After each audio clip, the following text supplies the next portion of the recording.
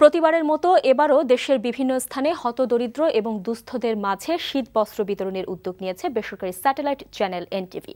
এরই ধারাবাহিকতায় দিনাজপুর এবং নেত্রকোনায় কম্বল বিতরণ করা হয়েছে। বিস্তারিত থাকছে ডেস্ক রিপোর্টে। শীতের আগমনী বার্তা অনেকের কাছে পিঠেপুলি আর খেজুরের রসের কথা মনে করিয়ে দিলেও এই শীত আবার কারোর জন্য বিস্ফোরার মতো। বিশেষ করে উত্তরাঞ্চলের হতদরিদ্র এবং ছিন্নমূল মানুষের কাছে শীত মানে নিদারুণ কষ্ট। একটু শীত বস্ত্রের জন্য হাহাকার লেগে যায়। তাই বেসরকারি চ্যানেল এনটিভি দেশের বিভিন্ন স্থানে হতদরিদ্র মানুষের মাঝে কম্বল বিতরণের উদ্যোগ নেয়।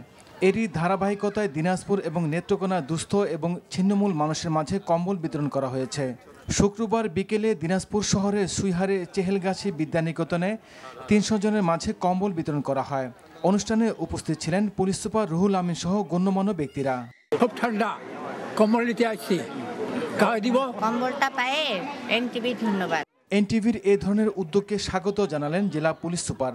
সবসময় এনটিভিটা করে থাকে, আমরা নিজেরাই প্রত্যক্ষদর্শী। আমরা আশা করব যে আগামী দিনেও আপনাদের সাধারণ মানুষের জন্য, গরিব মানুষের জন্য এই সহযোগিতা এটা অব্যাহত থাকবে। এদিকে নেত্রকোনার মোহনগঞ্জে ৩ শতাধিক দুস্থদের মাঝে শীতবস্ত্র বিতরণ করা হয়েছে।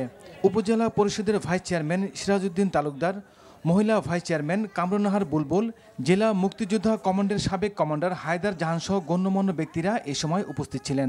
এনটিভি থেকে আমরা একটি কম্বল পাইছি, আমরা এটা করছি বিপদগ্রস্ত জনগণের পাশে দাঁড়ায় এবং তাদেরকে সহযোগিতা করে, এটা তার প্রতি বছর সেই কাজগুলি করে।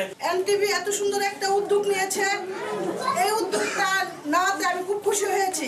শিক্ষা ও সামাজিক উন্নয়নমূলক কাজে এনটিভি এগিয়ে আসবে এমনটাই প্রত্যাশা সচেতন মহলের।